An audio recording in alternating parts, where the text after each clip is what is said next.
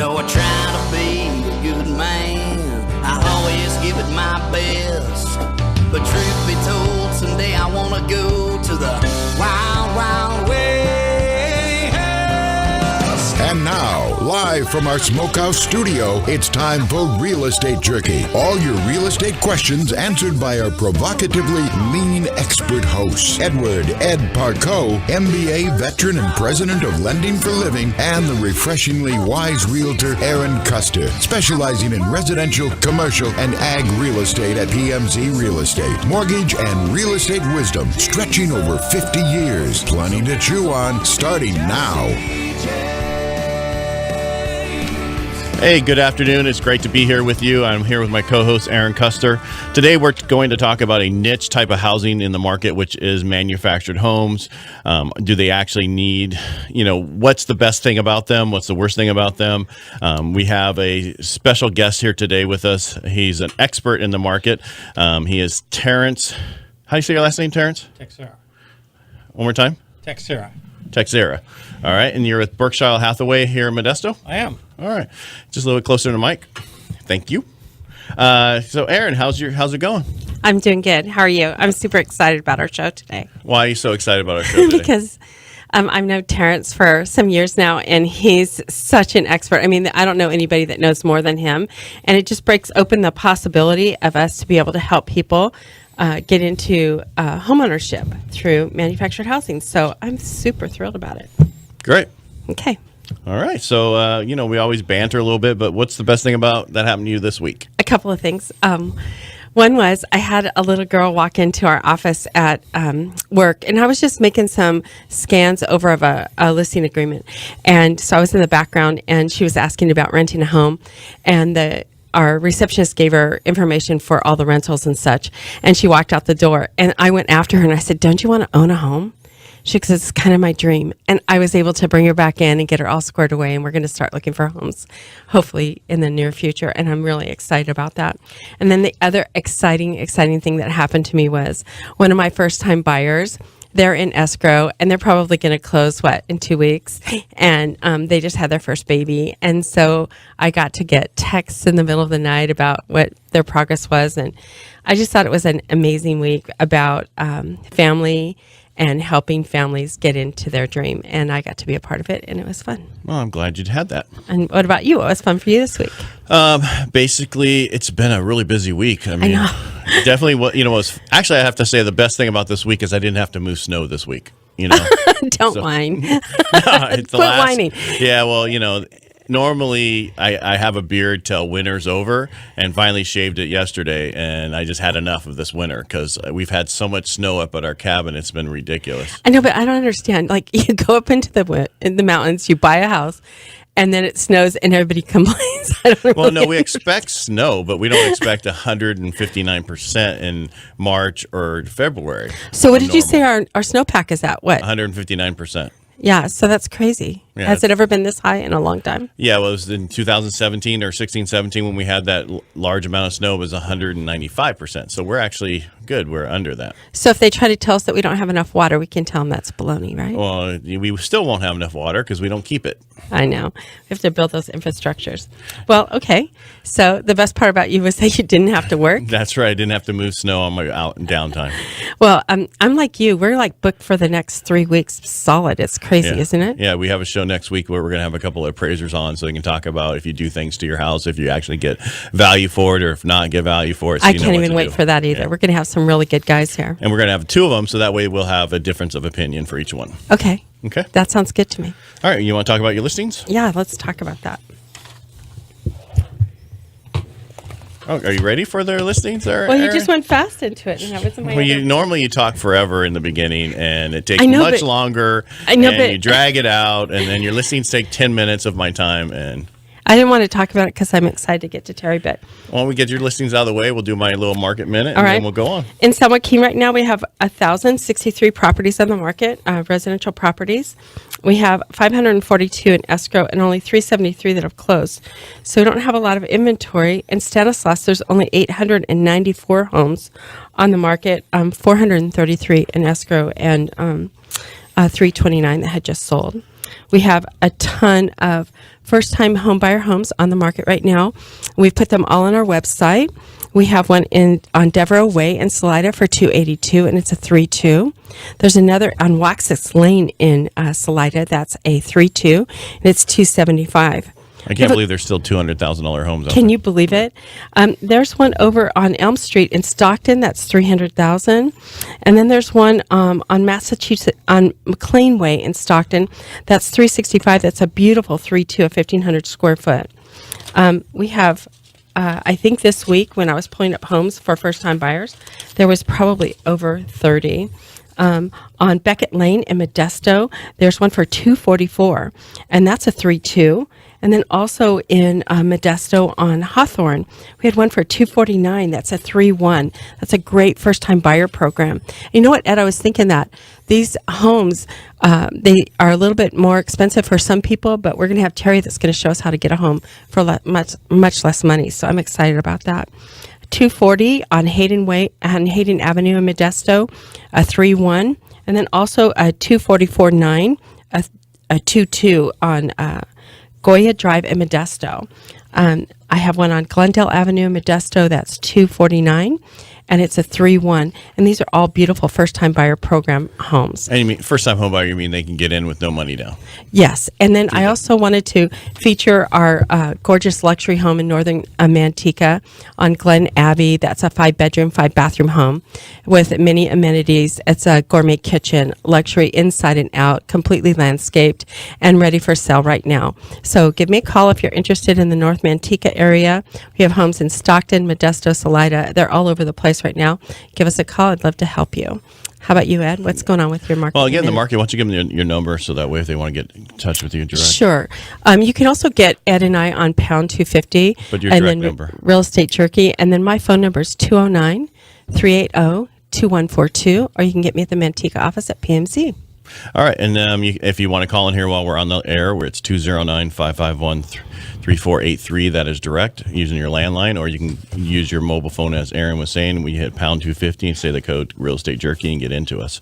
All right. Well, let's talk about the market real quick. The Mortgage Bankers Association was talking about the volume was up again for applications this week, which is telling you people are out there looking for homes.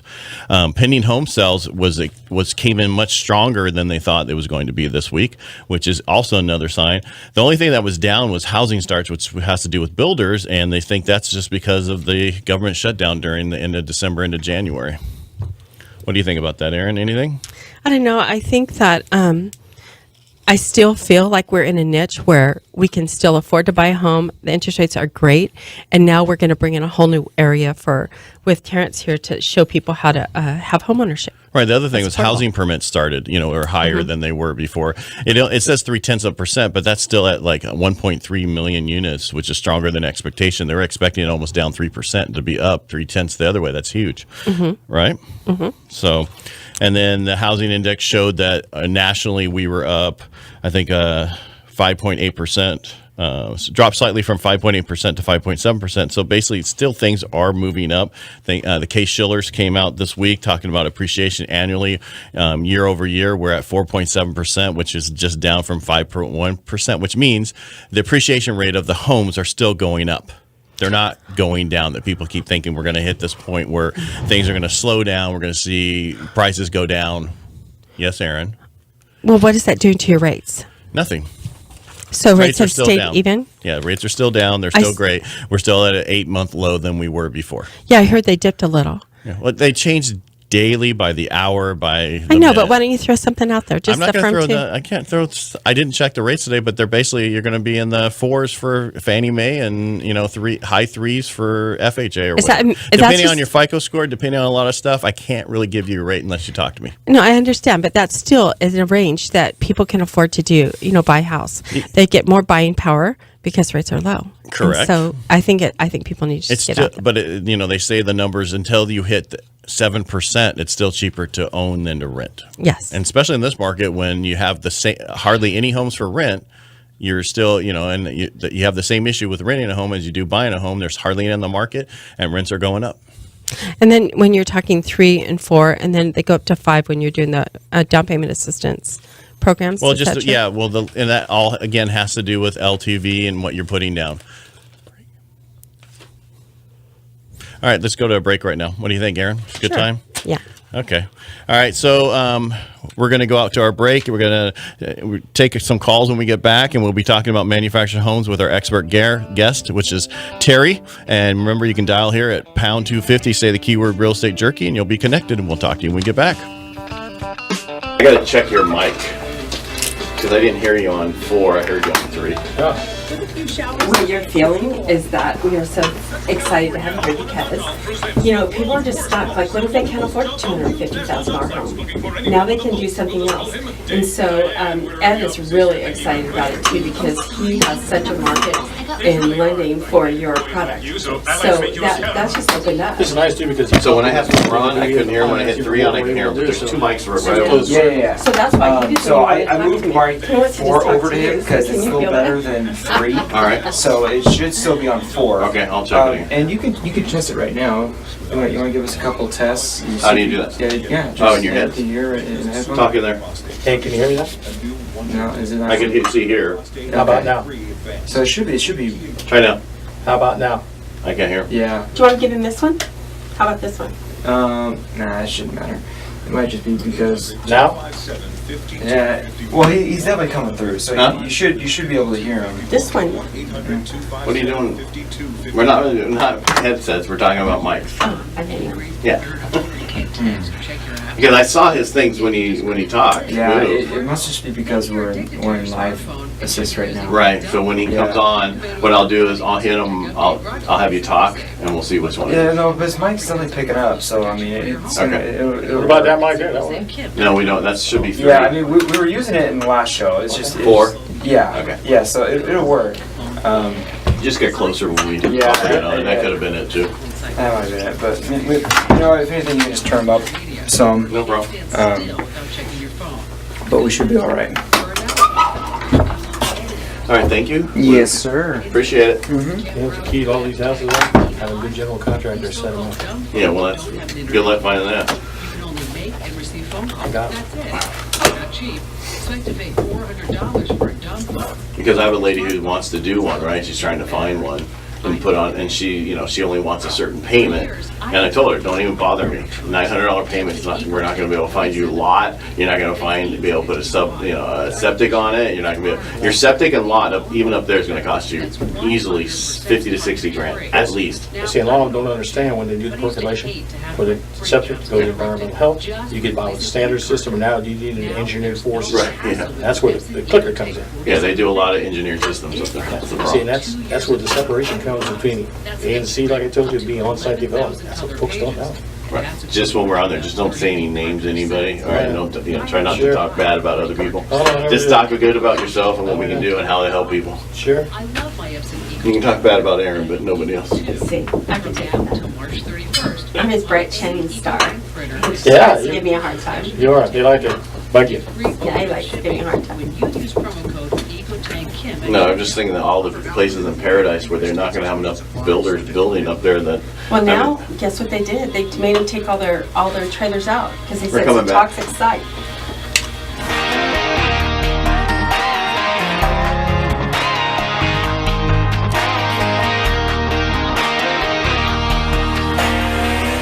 Mixtapes got a little Hank, little Drake, a little something bumping, thumping on the wheel ride. We're back and we're talking about manufactured homes. Some people say mobile homes, but that changed a few years ago. But there is a huge difference, and Terry's here to tell us what it is and how they're different and how we can translate for your benefit. Terrance, you're more than an agent.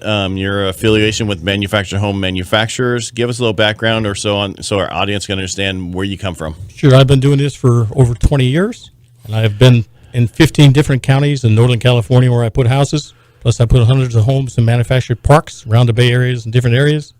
And I was doing a project up in Mountain Ranch for burnouts up there that we just got done completing up there. And you find different things for county building standards for every county, what you have to do to complete a project. Okay. Erin, you're all like, you have something to say. Go for it. Why are you waiting? Nothing. Terry, how many homes have you put in, manufactured in this state? Over the years, probably close to 700 to 800 that I closed. Okay. And then you were in the military before? I was. Thank you for your service. Thank you. So when I met Terry, he helped me a lot with a lot of mobile home properties that I was taking care of. And if I had any question, I didn't go to the bosses. I went to Terry. I had him on speed dial. I said, tell me what's what. So Terry's the one that can really tell us about manufactured homes. I have a question. What makes a manufactured home better than a regular stick-built home? Well, there's various ways of looking at it. If you're looking cost per square foot, which most people do look at the end of the day, these things, when they're done and set up correctly, they'll probably save you between 15 and 30%, depending on the locale where you're going to put them at.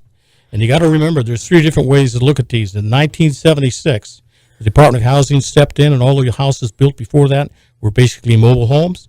And then they came in underneath there where HUD came in, and he had a HUD code. And the HUD code came in and took over for uniform building qualifications, and now they're all built to different standards than the old trailers as we knew them many years ago. So basically, I think it was June of, you have to be June of It 1976. was June of 1976, June 15th of 1976. So Terrance, Terry, can you get a little bit closer on your mic? Yeah. So Terry, when people are thinking about manufactured homes, they're thinking they have to be in a mobile home park somewhere, and that's not true, is it? No. In most places you go, they do allow you to put a manufactured home unless you happen to be in somewhere where they have CC&Rs and different conditions based off where you bought into. And places like that, I put them all over the mountains up here, the valleys, and pretty much everywhere else. Yeah, I started, 5 years ago, I started getting involved with doing loans on manufactured homes on permanent foundation up in Tuolumne County, which prior to that, I had no idea what they were, or that they even existed and how to do it. And now I've become pretty much a specialist, not that I wanted to. It's not something you go into saying this is the type of loan I want to do, but it's involved. You actually have to know what you're doing because you have to make sure that the foundation that the house is on is actually, you have a certificate, and you have to make sure and a lot of people, they'll get it put on and they'll have the permanent foundation put underneath, and they'll do the 443? 433. Yeah, okay. Fine. 433. All right. So basically that'll get done, and then they lose the engineer's report, right? That they need to have for when they go to sell it. They need to make sure that the actual foundation had an engineer's report done on it. So then they have to have another one done each, that because they didn't keep the last one, and that's very important. It's like an appraisal. It's fine, but that one stays with it and doesn't change. Right. That's correct. And actually, when you get your filer where you have the 433A that they submit, you always want to make a bunch of copies of that because during the lifetime of that house, you're probably going to need some of those to show various different things like yourself as a lender. Right. And then they still have, even on the back of these, they still have the HUD little plaques, right? They do. Yeah. Each section has the number. If you have double wide, it'll be A on one side, B on the other. You're right. So that way they know how to put them together. Correct. Correct. But Terry, when I just did a big project, and there were 2 different sets of numbers. There was a license and a serial number. So can you talk about that and where they at? Because that's my biggest problem when I go to one. They don't know where their numbers are. They don't have their paperwork.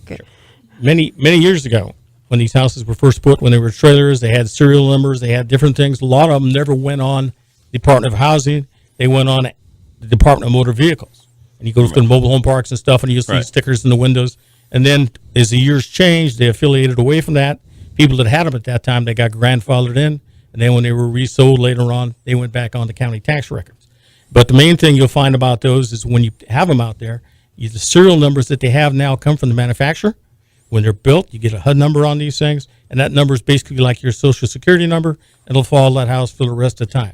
Now, if a house is taken like that and put on private property, and you may take that house and we put it on a permanent foundation and have a 433A, the title for the house, the chattel title, the certificate of origin, which is like a pink slip for a car, that now transfers to the deed of trust. Once it's finalized, and whoever owns that land now owns both the house and the land. Right, together. So that makes it real estate. Real property instead of, so. And a lot of people don't understand that because they, when they have these in parks, people are wanting to buy them and they're looking for a loan for them. And basically they have to do almost a private loan because they don't own the land they're in. They lease it. It's a leasehold estate versus a fee simple, correct? Yeah. The older ones that are out there, the 1917, 1980s, the lenders basically look at those as classics, and trying to get loans on those in various communities and different things is getting harder and harder as they go along. We're brand new manufactured houses he's building now. The big ones are building now, and new ones we're putting in locations. We get pretty much 25-year financing on those on chattel loans with lease land. But also, really? Lease land with chattel loans, huh? But why wouldn't you just put a permanent foundation underneath there for a few $1,000s and then make it real in a mobile home park, you can't put them on permanent foundations. They're no longer chattel once you do that. So by virtue of private property, we do that. Now, in some of the counties out here, they are allowing secondary houses. A lot of these secondary houses are going into counties out here in the valley. You can put them in there. They got some restrictions and things of that nature, where you can put them in there, letting you do some of them as soft sets, where they're actually accessory dwelling permits, and that's working quite well in this area. Now, when you say chattel, so most people don't understand what that is. That means personal property, correct? All right. Just so our listeners understand, because we use terms that maybe not everybody knows, right? Sure. So, Terry, I wanted to know from the start to the finish. Let's say somebody goes up to the mountains where there's snow. They want to put a mobile home instead of build a house. They have to dig a well. They have to do septic. Tell me the process and then how that works with the lender. I mean, can you guys talk about that a little bit? Yeah, the way I tell folks about these things, I want you to look at it as an ABC thing. A being the cost of your land. You're going to know the cost of that land to the dime, what you're going to do. C being the price of your house. You'll have that spec'd out, and you'll know basically what your house is going to run you. But the most important thing in your budget is B, on-site development. What's it going to cost me for septics? Do I get by with a standard septic, or do I need an engineered septic? For grading for the property, for bringing in power. I had a lady recently here up by New Hogan Reservoir.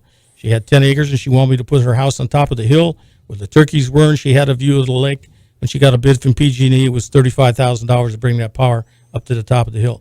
Next time I talked to her, she thought it was really nice, 50 feet from the fence, because PG&E was going to give her 50 feet of line.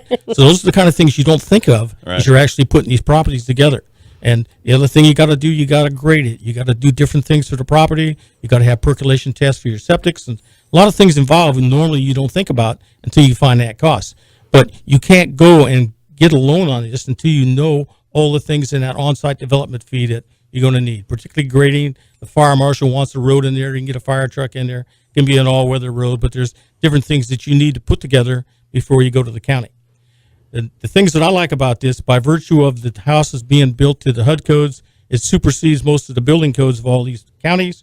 The only things that those really apply to is garages, stairs, porches, and things that you put on site. Now, the nice part of this that really makes a whole lot of sense is the manufacturers that I've been building with, when you order a house, you're getting foundation plans that are already wet stamped. So now you don't have to reach into what I call soft money into your pocket and pay $5,000 or $6,000 for somebody to put this thing together for presentation to the county. You have the foundation plans that are engineered for that particular house that are wet stamped, along with your plot plans and things that the county requires you to put together, where you have something that you can actually present to the county and go through your permitting process. And see, okay, so what you're actually talking about right now just blows my mind as far as manufactured housing, because nobody knows how to do it. And you know it. Like, you have a depth and so many years of working with the state and going through all the ins and outs. And people just don't know what you know. And that's why I just think you're invaluable. And I think that if somebody had it in their heart that they wanted to put in a mobile home, that if they gave you a call, they are manufactured home or whatever, all they have to do is call you. You could take them from the start to finish, right? I can do that. And the key thing you got to remember now, since we've had all these fires in these areas here, they've got new building codes. Now they have what they call the Wildlife Urban Interface, what's known as WUI. Now a lot of these houses in the fire areas are controlled by the state and different things. Under Title 24, they have to be built where they're fire ready. Different things, kind of glass, windows, soffits, different things that they are requiring for those areas to get a building permit up there. Those are a little bit of additional cost depending on what type of house and what you're looking to do in those areas. Plus, also, it can take up to 2 years to replace the house that burned out, where a manufactured home takes how long to come, start to finish? Right now in the factories, they're out about 12 weeks because there's a lot of things out here from the fires and burnings. All the dealerships are backed up on what they're selling. And right now, if I get a house where the house is being built, I get what I know is the drop dead date, where I know, for example, the house would be ready May 1st to leave the factory. Then it's the responsibility of the general contractor who's supervising that project to have everything done, waiting for the house to come up there and get on site. But we never order anything or do anything like that or buy anything until we know the requirements the county is going to impose on that particular parcel for what you're looking to do. You know, the other thing I wanted to say was, when you're building a house, you're doing all those things anyway. You're doing level, you're doing engineering, you're doing your septic, your tie-ins, all that stuff. But the neat part is that when that's done, your house drops in a day. How long does it take to assemble? Hey, hold on to that. We'll answer that when we get back. We need to take a break. All right, so hold on to that thought. We like to honor our local veterans, and if you know a business owner who is a veteran of the armed forces, please get in touch with us. Last week, a couple weeks ago, we had Kyle Helton. He was a U.S. Air Force Reserve, owner of Drain Master Plumbing. And don't go away. We'll be right back taking your calls here live at Real Estate Jerky. You can call in at 209-551-3483, and we'll talk to you when we get back. Good job. All right, Erin, Yeah, you're bringing us in. I know. I got it. Just making sure. I got it. I use Don't that, steal I it use from that me. example of Mountain Ranch out there to explain to folks how that process works in there. Well, and the one thing about it is you have to do all those tests, right? When you put a house out there, you have to do the same thing. Same thing for The you. difference is how do you want to do it? Do you want to do a stick-built house or do you want to do a manufactured home? Some of the manufactured homes these days look just like a stick-built. Oh, I saw the picture. I went on your website. On the website for your How we doing? your house. Good. All right. These homes look like homes. They don't look like a manufactured home. They're beautiful. They're not mobile homes anymore. You can't say mobile homes. That was 1976 and Whatever. back. You give me a hard time. That triple on wide mine. of mine, 132,000 pounds in weight. Mercedes-Benz. Big You silver give guy. your new Mercedes-Benz Sprinter advanced technology and safety to keep you connected. No, my grandparents had a. Do you know? You make it available in diesel and gas. And there The only thing is you swing away from your mic, so try to stay on All there. right. Because I gotta adjust the sound every time you move. You know, we were going to talk about how like manufacturers started from mobile home to manufacturer, but you already hit that. I know. Wait. Nothing we have is gonna. We're just gonna ask questions. The key thing out here for these folks is they understand that the HUD process is much more lenient in getting permits from the county. And you may have to go through all the various stages. You don't have to get any of the permits for your houses. Right? Exactly, and all those permit stages you go through are costs that they charge you to come out for inspections and fees. And they might not even keep track of what they do because they had a one that Erin knows about. They put it too close to the fence because they signed off on it and said it was perfect. And everybody signed off on it. Oh, my God. And then they called us and said we had to move it. We said, we got this paper with all you. Park House don't care. Huh? Park House don't care. No, the county will. The county is going to have to do what they want to do. Well, they'll do you a variance sometimes on it. They know they don't want to give a variance because they're afraid they'll own it if a car goes through it. And the other one who gets real nasty on those two is fire marshal. They're the ones that pay I'm telling you, they were all in the room. The building department signed off on where it was put. And the, That's and their the fault, enforcement not the officer. homeowner's fault.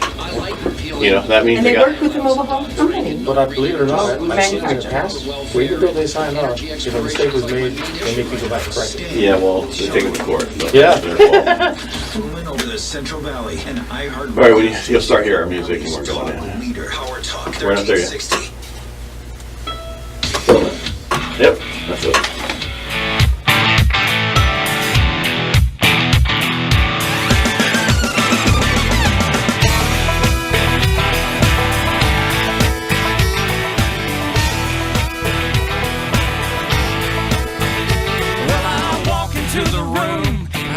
Okay, we're back talking about manufactured homes with Terry, our current expert on manufactured homes.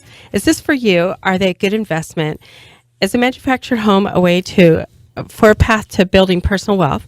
Call us with your questions. It's super easy. Dial pound 250 and use the key phrase real estate jerky. By the way, pound 250 works 24/7. We love it, and you can use it anytime. You can reach out to us by Facebook, Twitter, or Instagram, or email at us at radio@realestatejerky.com. Okay, Terry, I want to get back to talking to you. What was that question you had? So if somebody just tuned in. what was Yeah, the okay, so the question was, you have to, doesn't matter if you're building a new home or a manufactured home, you have to go through all the same things up front. You have to go through the engineering, the site levels, the tie-ins, the permits, all the stuff. And then when you get done with all that on a manufactured home, you drop it down. How long does it take for it to be put into place? I can give you an example. We just completed one up in Mountain Ranch where they had the burnouts and everything. We had to go back in there and clean everything out. Trees that were burnt down and everything. We had to go back in and recompact the ground where the new house is going to go. Everything went through. That was actually Calaveras County up there, where we had to go back and we had to build them at new building codes for 2018, not the ones that were built at many years ago. That area up there now, being that it was a fire area, that fell into the WOE area for the new interface for fire rules and regulations. To get that house built and everything up there, it took us about 7 weeks to get the house built from the manufacturer. We had to go up there, and the septics had to be redone in there because the house was bigger. If you have a smaller septic, a lot of times you got to go in to based off the number of bedrooms in the houses. You got to go in there and modify them. But that one, it took probably 3.5 months up there to get the permits back from the county, and that was already there where we had existing power and everything on the site. So that was pretty quick up there for that part of the world based off all the amounts of things they had up there. Once the house got on site up there, it took us about 45 days to get everything done, get the inspections. The inspections up there were a little bit slow in coming because they had that inspector up there going a lot of different locations. But as a rule of thumb right now, based off of where the factories were out with houses, and you started the process, once you had your permits in your hand, you're probably looking from 3 to 4 months get everything done with the factory's rate right now for time to get a house built. So it just depends on how long it takes you to get your permits. Correct. And up there in the areas like we were at up there, that had to have a snow-loaded roof, a 40-pound snow-loaded roof, Right. because of the elevation. So all those things you'll find, the key is your assessor parcel number on the lot when you go to the counties and everything and research what you're looking to do. Now, that was replacing a manufacturer that was already on there, or was it a stick-built house already? That was a old mobile home that was on there that burnt down in that particular one. Okay. This one we brought it back where we had to do new foundations underneath it and everything to put it in there, and came out quite nice. Raining like heck up there, but quite nice. Yeah, the people are amazed how the new ones actually look. The new manufactured homes, they look just like a regular house when they're put in. It's hard to tell that they're a manufactured home. Yeah, these new ones that are coming out here now, they got 2x6 walls, R38 insulation. They got 9-foot ceilings, flat ceilings, crown moldings, different things that you do see on them. And you can basically build these out like a regular house. For granite, it just depends whatever your glorious is doing. The key thing on these is the outside, changing the look on these, putting eaves and different things on them so they don't look like a box. Right. When you look up to a house, you make your mind up in 10 seconds if you like that hot enough by the first vision you see of that house. Wow. Well, you're right. You're right. And when I went on your website to look at the mobile homes that you're selling, I couldn't believe that was a mobile home. It looked like the pretty houses that I'm selling people, new houses out here right now. Yeah, I've done some in the past year where we did tile roofs on them. We put stucco on the outside, different things, brick on them, raised them, porches, everything on them. They look really neat. Kind of goes back to what you're looking to do. Some of these people are putting them on there just for living, secondary houses and things, and we built codes. Most of the county is going to make you put eaves on them, different things, because they don't want boxes up there either, and yeah, it makes sense. Hey, Terry, up in the mountains, when you put a manufactured home up in the mountains, are you able to put those steel roofs on them with the high pitch like they're doing with some of the cabins and such? I haven't done very much of that. Main reason I haven't done much of that up there because the HUD codes and stuff at the factories that we're building with, they're not doing those type of roofs up there, and for fire insurance and different things that we're running up there right now. It's a little different way for the HUD codes when they're doing it, or if you had some of the ones that weren't built to the new standards, the manufacturers I use, you could probably do that, but you're running a lot of additional costs doing that up there. And I just want to get into some of like the financing of these because people don't realize that when they're already there and they're already on a permanent foundation, you can do any type of financing on them. You can do FHA, VA, you can do conventional, you even can do cash out on them. But I do a lot of 3.5% down FHA. The only one that you can't do is USDA unless it already had a USDA loan on it. Or when you're putting a new one in, you can do a USDA loan. And most people don't understand what USDA is. That's basically 100% financing in rural area, and that's anywhere from pretty much Oakdale north. Ed, did you say you can do VA on those? Yes, you can. Yeah, because we did one for my friend too. The key to all these projects is having a good general contractor who's responsible for the project that you're looking at, has done what you're asking him to do, he's licensed and bonded, and he's got past experience on these. This is what separates the men from the boys in this business and how you come out with a good-looking house. And if you have any problems, you pick up the phone and you call him, and he's there to service what he did. That's where the key on this is. And the other thing, I know we were talking earlier before we started, you were saying how you bought your land and then you went and you got your construction loan. But we actually have programs where you buy the land and you do the whole thing in one loan now, which is you can do it FHA, which is 3.5% down. You can do it VA, 100%. The whole thing. And then the only one I don't have is any conforming right now. But you know what? From a realtor's point of view, that opened up the floodgates because before people had to go buy the land cash. And then use that as their equity, as their down payment. And then so now we can have a project from beginning to end, just like a regular home. Correct. And so that makes it very, very exciting. I mean, because a lot of people don't think about manufactured homes when they're looking at, I'm going to buy 5 acres and I'm going to build a stick-built house and it's going to take me 2 to 3 years to do it, where they could have it all done in a year, whatever it takes them to get their permits to do it, and, much sooner. And it looks pretty much the same. Well, he was talking soup to nuts in months. He was talking months. Yeah, but after your permits, who knows how long it's going to take. Every county varies on permits. Right now, there's some counties up north where they're using the same permit persons from different counties. He's in County A, County B, County C, and they're back way up there right now where they don't have a ton of help. And those things vary from location to location. And that's why I said 1 year. Just gave it some time. But see, and we're talking in the mountains there, but see, we're down here and we have tons of rural area here where this just opens up the floodgates as well. So people can look at things in a different way. They can, let's talk about pricing on those. What's the difference between stick-built home and a manufactured home square foot? Said it before. You mean cost per square foot? Yeah. Yeah, we've been finding down here that depending on the locale and where you're building, you're finding somewhere between 15 and 35%, usually less cost per square foot. The key thing is where you're at and what you're building and what type of property you're trying to do. And every county up there is a little bit different because of the requirements. But by using the HUD plan, you're able to bypass a lot of the things that you would go through the normal building process, which expedites the whole thing because the HUD plan supersedes all the county's building codes for what they're looking to do. So basically, what you're saying is, if we're doing something in this area, we wouldn't have to put the sprinklers in the houses now, like they do on a stick-built house. It depends on locations. I'm doing one now up in Sacramento County up there, and I just did one in Contra County over there. And over there, we had to put fire sprinklers into them based off the rules and regulations. If we're in most of the mobile home parks, unless it's a special park like some of them in Union City or some places like that, we never have to go in there and put any of them in those state-controlled parks. Terry, about the mobile home parks, we've talked before many times about how you'll go in and you'll take a very old mobile home, get it out of there, and place a new one in there. Talk to me about that program, what you do. Yeah, we've been all over the Bay Area. We've been in different locations. I just completed a bunch of them up there in Davis, California. They're by the University of California in Davis. We go in there and we bit the old houses. We take them out. We put brand new ones in there. Some of them coming in there 1,800, 1,900 square feet. Build them to new standards, setting them up, and quite nice. Those ones up there, they look like mansions up there, little mini mansions up there. And what's your range? How far do you go in the state? I've done 14 counties up here. I've been up to Redding up there, Shasta, Falls. I went north. I went down to King City, down south before in Pismo Beach. But the majority of them we do in the counties around here in the Bay Area. And like I said, I did my own and I did two in Lodi up there and recently. But yeah, we can pretty much go wherever we're at unless we got some kind of CC&Rs that don't allow us to build those in the community. So from a standard normal double wide to a triple wide, I know there's a lot of price changes in between, but what's the cost of a typical manufactured home? Well, depending on the square footage, I'm doing one right now that's going to go down to Turlock, and they're doing one down that's running about $74,000 for a 1,400 square foot house for what they're putting in the house. But in that 14 amount, it doesn't include your permits, doesn't include your setup, doesn't include all the things you have to go through the county for your building permit process. You said does not. Does not. So when you get done, that's are you just talking the 150? building? That's just the building. That's the building. Then you got your freight from the various factories to bring it up. Then you got septics bringing in power, different things you'll find in there, grading, the sign-offs that the county requires. That one down there, when we're done with that one, they own the land and everything. It's down there, not too far from a dairy down there.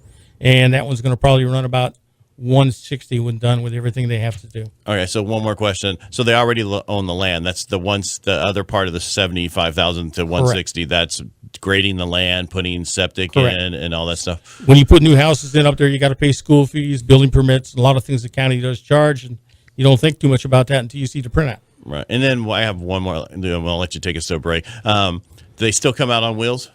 They do. The HUD houses are delivered where they're actually on wheels.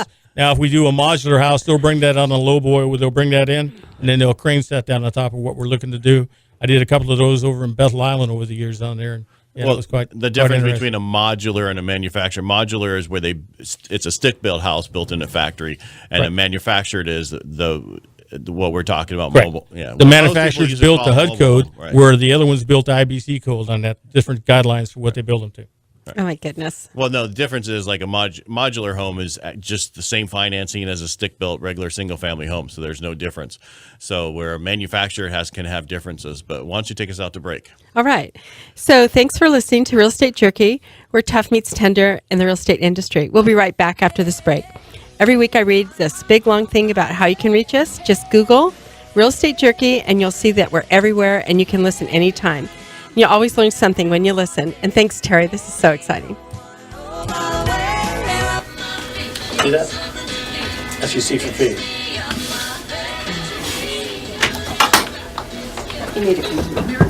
So you ready to get a manufactured home? Oh, yeah. You see school building permit for these things, when you go in there on that, you on-site development, you got no concept of fees and that in your budget. A lot of these guys, they give you a little bit of direction, they get halfway down the path, and you hear magical words. Oh, by the way, based off what your county tells you, you need this, and this, and this. Which county is this for? This is Contra Costa County. FEMA and all that. Let's get into that. Yeah, about 100% financing.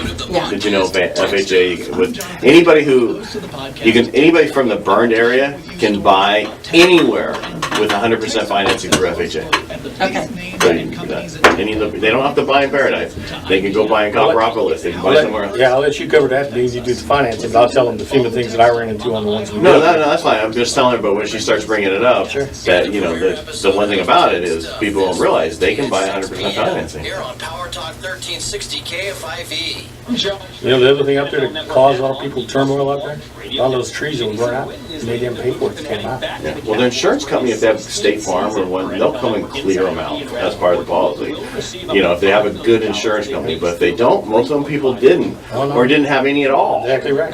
Their house was paid for, and they're like, who cares? I talked to some folks from State Farm regional people who did the fires up there, and they told me that up north up there by Santa Rosa and those areas up there, Clear Lake was up to 60% of the people whose houses burnt down didn't have insurance or have enough insurance to rebuild them. Those mobile home parks that burnt down up there in Santa Rosa and those areas, they got to bring them back now. They got to put fire sprinklers into them. Now the park owner is going to have to spend millions of dollars to bring in all new water pipes and everything to all those lots. And when they're done, they're going to be able to bring those parks back, reset rent to current market value on those spaces up there, which is going to be probably $1,300-$1,500 to spend. I mean, and right now it's hard to get insurance up in Palmy County right now. Everybody has to go to the California Fair Plan. Lloyd's and London's won't write anymore. USAA, which I got before because I couldn't really, they wrote up there, I got it 6 months ago, they stopped writing up there. So the only people who's writing up there is the California Fair Plan, which is only really fire insurance. It doesn't cover anything in your house. It is horrible. You can prescribe the medication in a pharmacy. And you think with all this water. Like you said, actually, they're actually better doing conventional things than doing those FEMA things. Ones I've ran into.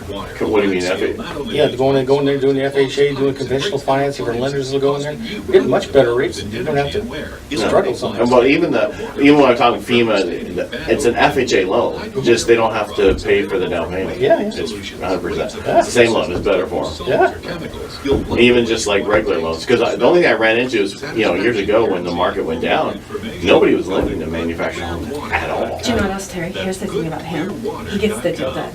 Like, you don't come.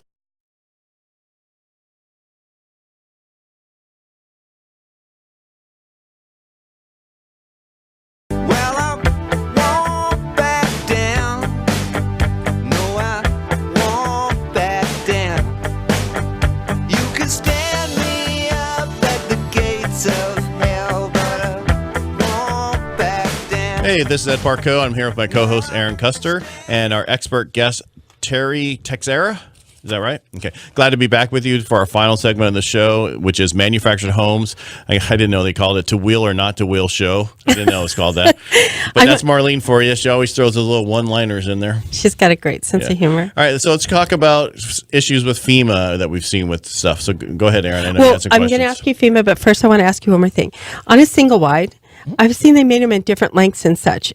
Talk to me about that. Do you do many single wides for people just starting out? I do. We do a bunch of them in different locations. In California here, the biggest ones I've ever built were 66 feet in length. They come anywhere from 12 wide, 14 wide, up to 16 wide. Anything that's wider usually than 14 feet, and that includes your eaves. That ships as a wide body and has to have escorts depending on where they're going. I did one recently down in San Jose down there, and we had to have highway patrol escorts to bring it in, and then we had to have the city police to get it to the destination. Where's the manufacturer out of? There's different locations in That's California. 3. We have one down in actually Lindsay below Fresno. Okay. There's one down San Jacinto down by Riverside. You have one down in Corona. There's another one down there in Woodland up here that we do build out of also. And one of the issues probably could be is the height of them too when you're trying to travel. There's a show on DYI and I watch at the cabin. It's the Texas where they remanufactured. They take houses that are going to be sold. They sell at auction off the foundation. They take them back to a place, redo them. And one of the biggest headaches is they got to cut the roofs off because they can't get underneath the overpasses. So what happens when they go to get permits for these things to ship them from the factory? They got to deal with Caltrans where they're going to go the route and reasons that's important. Many years ago, we had one that somebody resurfaced the road underneath the bridge. It shows that it was 15.5 or whatever it was, and the house had something else. And when they resurfaced it, it never got calced in the book, and the top of the house hit the bottom of the overpass. So they give them a route to go, and there's usually a reason why they do that. And the other things you don't think about when you go down these roads, particularly up here in the mountains, you got low trees, you got limbs, you got cable lines, you got phone things, and that's important too. Where you're going to bring them, right? Yeah, because they definitely have a lot of low trees up in the foothills. Oh yeah. Anything out in the middle of the road, though, on county roads, you can pretty much cut those. Now, you were talking about financing on anybody that's in a burn area. Talk about that real quick, Ed. Well, I just heard that, if you're in one of the burned areas, Paradise or someplace, you can actually go somewhere else to purchase, and you can use FHA with 100, and it's 100% financing. You don't have to have your down payment. So that means they can buy anywhere. They don't have to buy back up in Paradise. They can buy in Calaveras County. They can buy in Tuolumne. They can get Stanislaus, anywhere, but they are 100% financing. So for me, what is so important is to be with people that are experts like you in financing, like Terry in mobile homes, so that we really get all the answers so we don't get tripped up all the way down the road. So Terry, talk to us about FEMA. What's been going on with that and all the new regulations and such? FEMA came up here and they really got involved up here after all the fires. You had them up there in Santa Rosa. You had them up here in the foothills about Sonora. And when they came back in, they had a lot of trees they had to take out, a lot of new things, and they made agreements with the counties up there. And then when you go back to get the county agreements, you got to go back and you got to build them at the current code in the year you're going to build them. So what the houses were built at many years ago and what you may have to build them now, being the new WUI codes and different things up there, are entirely different situations. WUI codes is? That's your wildlife urban interference. So That's basically, it checks that if you're going to mess with wildlife or something? No, it's a wild land thing, the way they run them up there. And what it does, it has different glass, it has different things built for fire codes, fire doors, different soffits under the eaves. Those are what the requirements are for the counties in these fire areas up there now. And yeah, it's all non-combustible roofing material that we're basically looking at. Now, I had a question for you, because in the old days, they built this manufactured homes after the military got back and we needed more. World War II or something. Yeah, all that. And they made it so they could actually move them. If they were close to the water, they can then move them out for different areas. Do you have many people that buy homes that they can still want to move? And those would be the little small houses they have on a trailer that they hook up to the back of their car. Yeah. No. In the manufactured housing, once you take the time to put this on a permanent foundation, the expense to put it on there, and the cost to break it down, and the cost to transport it to where it's going to go, reset it, put a new foundation, and put them underneath there, you got to look at the age of the house you're putting in there, because a lot of times it comes to a point where it's cost repetitive not to do that. And now most of the ones that we are doing like that, they're building them now where you're getting a lot of the single wides, where people are actually taking them and they're building them like the 14 wides by 56, and you can pretty much put those in mobile home parks, put them in parks, put them on private property, and there's different places you can go subject to county rules and regulations. But that would be personal property, because one of the issues we have is we don't lend on single wide houses. Well, it's double wide or triple wide. And the other issue is when you take a manufactured home and put it on a parcel, right, and it's there, it can't have been moved before. That's one of our rules that are out there, that basically it has to be at the same place. It cannot be moved. So if you had it on one place and they wanted it off and they moved it to another place, it could not. It's hard to get a loan on that. That's what we run into our side, I see. Yeah, we're seeing that all over the areas that you're talking about. That does happen. And the key thing underneath that, like I had a lot of people that had a house that was 15 by 50 for a foundation. They bought another one. They wanted to throw it on top of that foundation. We have to have an engineer to certify that thing for you. Right. That it would meet the standards, and nobody knows what's inside of it. So the chance of getting to use it with most of the counties I deal with is no, you're going to have to redo that. Right. Terry, I wanted to ask you, when you put a home on a permanent foundation and you do all of the work and you get it all set up and people can move in, I think that the feeling out there is that manufactured homes depreciate in value. But talk to me about the values later on. Like, how is that a great investment? And we talk about personal building wealth through home ownership. Talk to me about this. Traditionally, many years ago, when these things were mobile homes and different things you'll see up here in the foothills and different locations, they put the older houses in the 70s and the 80s. Those houses, when they were built, they weren't built to any new standards. Right. Most of them didn't look like the new designs and architectural effects we have now, the technology being built green, insulation on them. And as those things traditionally fell apart, they went down in value. If you take them now where you have eaves on them, you have different looks, towers on the roof, different effects on them, you get them where they're appraising for top dollar, and you got them on permanent foundations where they're easy, you can get financing on them. That's the key in this business, being able to get financing on what you're looking to do. I've had them where we built garages on them, porches, tied them right in, and yeah, subject to county codes and regulations, it's pretty easy to do. Yeah, and prior to just this last year, Freddie Mac and Fannie Mae wouldn't even do a loan on them. Now they're looking at them just like single family homes. That was Freddie Mac's new thing that came out this year, looking exactly like a single family home. They're not hitting it any differently than as they used to on a manufactured home, which is huge because they're built so differently now. And the key on those too, like in that industry you're in finance, is having appraisals for these things. A lot of times they don't have comps around them. Right. And a lot of times they got to figure out their comps off a new construction or off an existing private property built one up there. So Yeah, those are because the we key. usually need at least 2 comps. Right. It's the same thing when you have a log home, which people don't realize. If you have a log home and you're selling it, you need to have at least 1 other comp sold in the last 6 months. If not, they prefer 90 days. They prefer 2 because the log home is very unique. Right. It'd be like a dome home, totally different. So. And when you have a log house like that, when you usually have them delivered where they come in many pieces and stuff, you got somebody who puts the house, somebody who does the electrical. The biggest problem with those over the years traditionally is who's responsible for what in this project. Oh, so how about on the manufactured home? What happens there? Manufactured homes, the ones we deal with up here, they come with a 1 year or 14-month warranty, depending on the manufacturer. They have 7-year warranties on them for different things that they run through. You can basically go through these and almost custom build them out. Again, the key is the general contractors who set these things up correctly so they do what they're designed to do. Wow. That's it? That's all you have? I don't know. I'm just like, okay, I have another question. Tell me. Erin, we have 2 minutes. So Okay. quick question, and then we got to say our goodbyes. All right. Where is the hottest area right now for putting in manufactured homes? The hottest area right now is up there where they had all the burnouts, but they're going through all the projects. Right now, I've been seeing a lot of construction being done over in Connecosta County. I've seen a lot of being done right now up there on the other side of Davis. Up in the valley right now, they're starting to swing north as they head up there towards Oroville. There's traditionally been a lot of old houses up there. And what's happening up there now, people are going up there and buying lots that had old manufactured homes, or old mobile homes that are trashed out, and they're taking these houses and taking them off.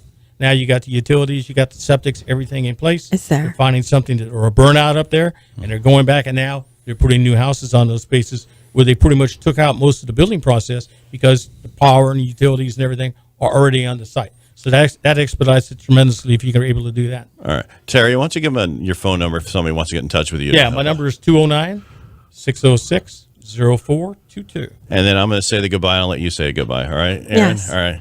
Hey, and we're here at the end of our show. Pretty sure we gave you plenty to chew on about manufactured home, modular, and mobile homes.